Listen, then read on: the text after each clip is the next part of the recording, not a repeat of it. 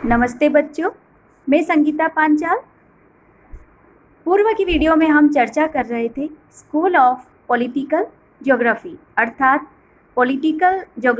अर्थात राजनीतिक भूगोल की प्रमुख विचारधाराएं। 3 तरह की विचारधाराओं पर हमने प्रकाश डाला था। पहली विचारधारा है राजनीतिक दृश्य संबंधी विचारधारा। दूसरी जो विचारधारा है वह है पॉलिटिकल इकोलॉजी स्कूल अर्थात राजनीतिक पारिस्थितिकी विचारधारा। और तीसरी विचारधारा है ऑर्गेनिज्मिक स्कूल अर्थात जीव संबंधी विचारधारा।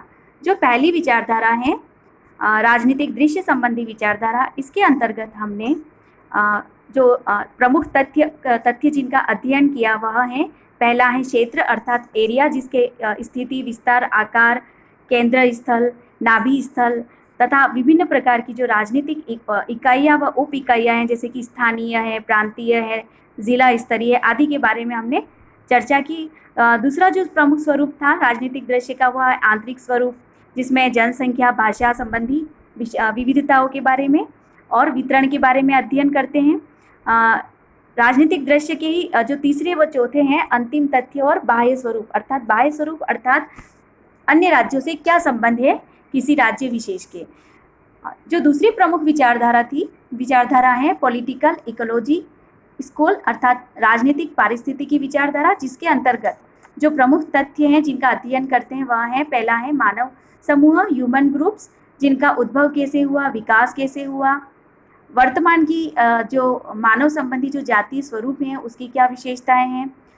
दूसरा जो प्रमुख तथ्य है इकोलॉजिकल स्कूल के अंतर्गत वह है मानव समुदाय की आर्थिक व्यवस्था कैसी है, संसाधनों का उपयोग किस तरह से किया जा रहा है, तकनीकी का स्तर कैसा है।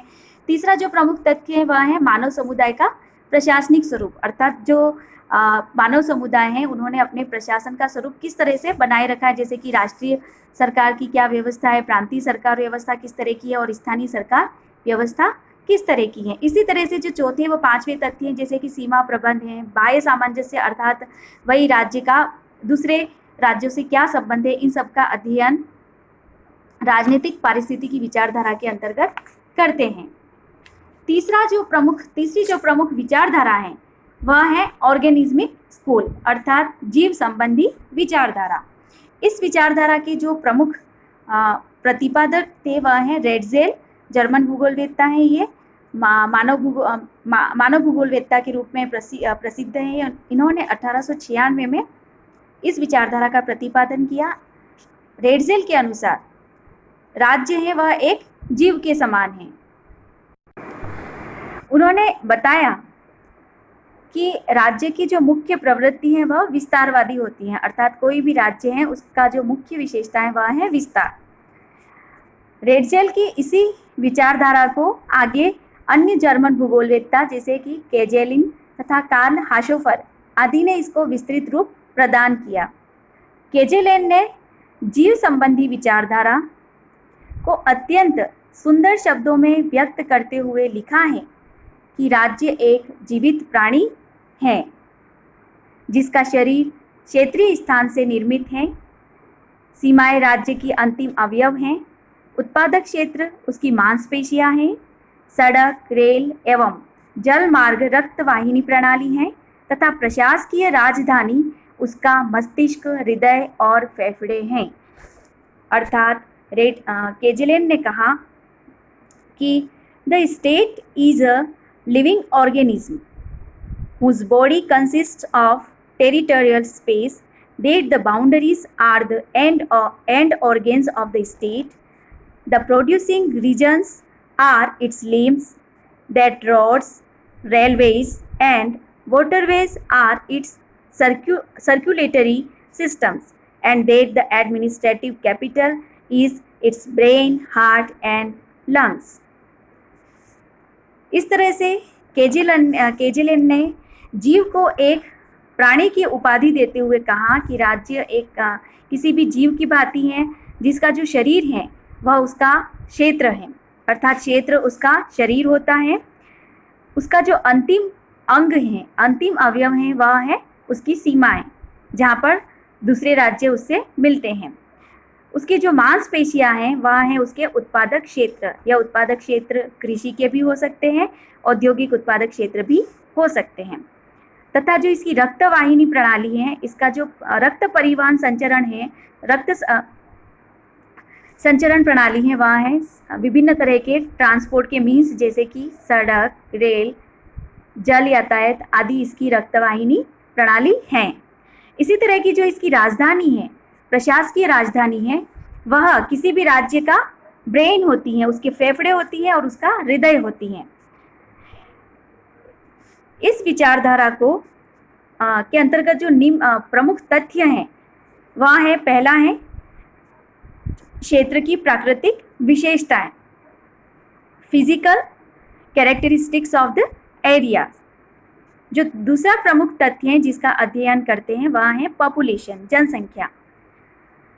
तीसरा जो है प्रमुख तथ्य जिसका अध्ययन करते हैं जीव संबंधी विचारधारा के अंतर्गत वह है ऑर्गेन्स ऑफ द स्टेट्स, अर्थात राज्य के प्रमुख अंग। और चौथा व अंतिम जो प्रमुख तथ्य हैं वह है राज्य एवं जनसंख्या के संयुक्त अंग, combined organs of the state and population. इसका स्पष्टीकरण इस तरह से इन तथ्यों का, सबसे पहले है क्षेत्र की प्राकृतिक विशेषताएं। क्षेत्र की जो प्राकृतिक विशेषताएं हैं वह उसकी जो प्राकृतिक स्वरूप है, जैसे कि सर्वप्रथम उसकी स्थिति कैसी है, आकार या और उसका विस्तार किस तरह का है, इसका अध्ययन राज्य की सुरक्षा की दृष्टि से किया जाता है। अर्थात राज्य के जो प्राकृतिक स्वरूप हैं उसमें सर्वप्रथम स्थिति, आकार एवं विस्तार का जो अध्ययन है वह सुरक्षा की दृष्टि से किया जाता है, अर्थात सिक्योरिटी इसका मुख्य उद्देश्य है।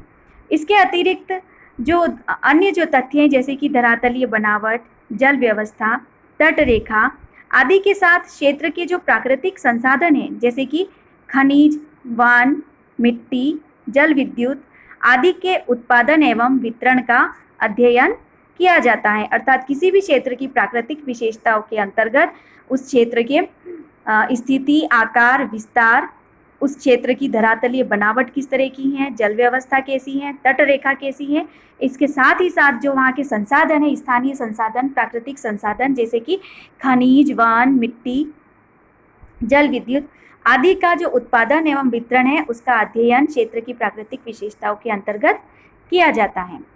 दूसरा जो प्रमुख तथ्य है वह है जनसंख्या। जनसंख्या जो है वह राज्य का प्रमुख तथ्य होती है। राज्य में जनसंख्या का वितरण एवं घनत्व, जनसंख्या के अंतर्गत जो अध्ययन करेंगे वह है जनसंख्या का वितरण एवं घनत्व। राज्य में ग्रामीण एवं शहरी जनसंख्या का क्या स्वरूप है, उस जनसंख्या का कार्य विभाजन किस तरह से है, जातीयता किस तरह की है आदि का अध्ययन सांस्कृतिक परिवेश के अंतर्गत किया जाता है। अर्थात जो पहला था वह क्षेत्र की प्राकृतिक विशेषता है और जो दूसरा जनसंख्या से संबंधित जो तथ्य हैं उसके अंतर्गत सांस्कृतिक वातावरण या सांस्कृतिक जो विशेषताएं हैं उसका अध्ययन किया जाता है। साथ ही जो जनसंख्या की आर्थिक स्थिति एवं तकनीकी ज्ञान तथा वहाँ की जो स्थानीय सरकार है उसकी क्या नीतियाँ बनाई गई हैं, उस क्षेत्र विशेष की जनसंख्या के आर्थिक स्थिति एवं तकनीकी को लेकर के सरकार की बनाई गई जो नीतियाँ हैं उनका अध्ययन भी इस विचारधारा के अंतर्गत किया जाता है। तीसरा जो प्रमुख अंग है वह है राज्य के अंग, ऑर्गेन्स ऑफ द स्टेट। जैसा कि हम जानते हैं कि जो जीव संबंधी विचारधाराएं हैं जिसमें रेडजेल, केजेलेन आदि ने राज्य को एक जीव के समान माना है। राज्य को जीव के समान स्वीकार करने के कारण ही इसके विभिन्न अंगों का अध्ययन इसमें सम्मिलित